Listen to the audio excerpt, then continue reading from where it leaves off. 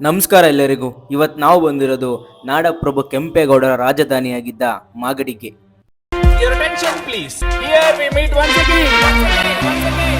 ಮಾಗಡಿಯಲ್ಲಿರುವ ಶ್ರೀ ಪ್ರಸನ್ನ ಸೋಮೇಶ್ವರ ಸ್ವಾಮಿ ದೇವಾಲಯಕ್ಕೆ ಬನ್ನಿ, ದೇವಸ್ಥಾನದ ಬಗ್ಗೆ ತಿಳ್ಕೊಳ್ಳೋಣ.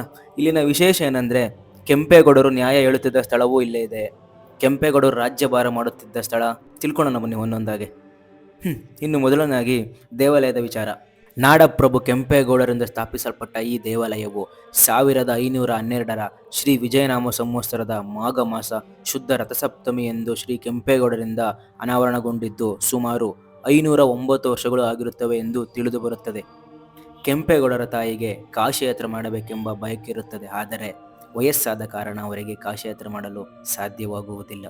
ಆಗ ಕೆಂಪೇಗೌಡರು ಕಾಶಿಯಿಂದ ಸಾಲಿಗ್ರಾಮ ಶಿವಲಿಂಗವನ್ನು ತಂದು ಮೃತ್ಯುಂಜಯ ಚಕ್ರ ಸ್ಥಾಪನೆಯಾಗಿರುವ ಪೀಠದಲ್ಲಿ ಶ್ರೀ ಸೋಮೇಶ್ವರ ಸ್ವಾಮಿಯವರನ್ನು ಪ್ರತಿಷ್ಠಾಪನೆ ಮಾಡಿಸುತ್ತಾರೆ.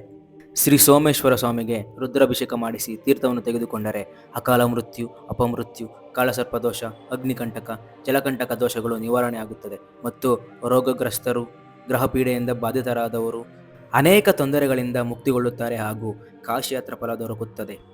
ಇನ್ನು ಈ ದೇವಾಲಯದಲ್ಲಿ ಎರಡನೇ ದೇವಾಲಯವಾದ ಶ್ರೀ ಭ್ರಮರಾಂಬಿಕಾ ದೇವಾಲಯ. ಈ ದೇವಾಲಯದಲ್ಲಿ ಶಕ್ತಿ ದೇವತೆಯಾಗಿದ್ದು ಮದುವೆ ಆಗದವರು, ಮಕ್ಕಳಿಲ್ಲದವರು, ಉದ್ಯೋಗ ಹೊಂದುವವರು, ವ್ಯಾಪಾರಿಗಳ ಅಭಿವೃದ್ಧಿ ಹೊಂದಬೇಕಾದಲ್ಲಿ ಅಮ್ಮನವರಿಗೆ ಮಡಲಕ್ಕಿ ಸೇವೆ ಮಾಡಿಸಿದರೆ ಅವರ ಸಂಕಲ್ಪವೂ ನೆರವೇರುತ್ತದೆ. ಇನ್ನು ಮೂರನೇ ದೇವಾಲಯವಾದ ಶ್ರೀ ಸತ್ಯನಾರಾಯಣ ಸ್ವಾಮಿಯ ದೇವಾಲಯ.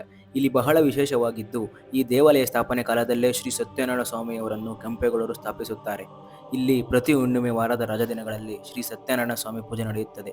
ಮತ್ತೊಂದು ವಿಶೇಷವೇನೆಂದರೆ, ಶೈವ ದೇವಾಲಯದಲ್ಲಿ ವಿಷ್ಣು ಸಾನ್ನಿಧ್ಯವಿರುವುದು ಇಲ್ಲಿನ ವಿಶೇಷ.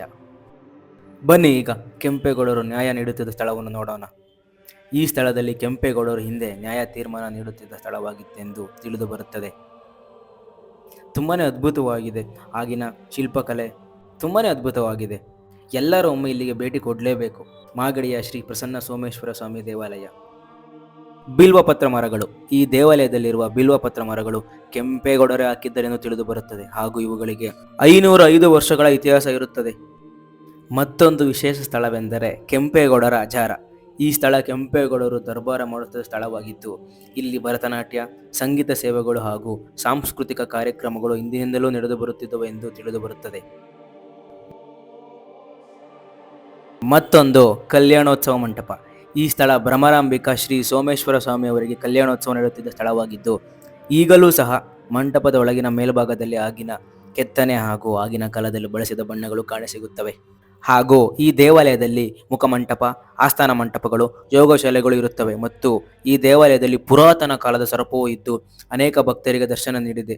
ಈ ದೇವಾಲಯಕ್ಕೆ ಬಂದ ಭಕ್ತರಿಗೆ ಅವರದೇ ಆದ ದೈವ ಅನುಭವಗಳಾಗಿದ್ದು, ಶ್ರೀ ಸ್ವಾಮಿಯ ಕೃಪೆಯಿಂದ ಅನೇಕ ದುರಿತ ದೋಷಗಳು ನಿವಾರಣೆಯಾಗಿ ಸಂತೃಪ್ತಿ ಜೀವನವನ್ನು ಸಾಗಿಸುತ್ತಿದ್ದಾರೆ. ಭಕ್ತಾದಿಗಳು ಈ ಪುರಾತನ ಕಾಲದ ಹಾಗೂ ಇತಿಹಾಸವಿರುವ ದೇವಾಲಯವನ್ನು ವೀಕ್ಷಿಸಿ ಶ್ರೀ ಸೋಮೇಶ್ವರ ಸ್ವಾಮಿಯವರ ಕೃಪೆಗೆ ಪಾತ್ರರಾಗಬೇಕಾಗಿ ವಿನಂತಿ. ಧನ್ಯವಾದಗಳು.